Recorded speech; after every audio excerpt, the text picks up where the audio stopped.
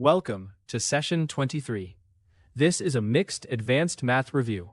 The main skill is recognition. Identify the type of question, choose the best method, and verify your answer efficiently. In mixed review, spend the first few seconds naming the question type. Quadratics, polynomials, exponents, radicals, and functions each have a different best first move. For quadratics, choose the tool based on the question. If you need exact roots and factoring is clean, factor. If you only need the number of roots, the discriminant is faster.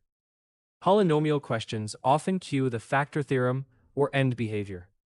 Exponential questions usually ask you to interpret the initial value, base, or time period in the exponent. For a multi-step equation, first move everything to one side, then factor completely. This cubic has three solutions: 0, 2, and 4. Use technology or answer checks as a verification step. Algebra gives the reasoning. A quick graph or substitution check catches arithmetic mistakes before you submit. Your turn. For what real value of k does x squared plus kx plus 9 equals 0 have exactly one solution? Pause and use the discriminant. Exactly one solution means the discriminant equals 0. So k squared minus 36 equals 0, giving k equals 6 or negative 6. Session 23 recap.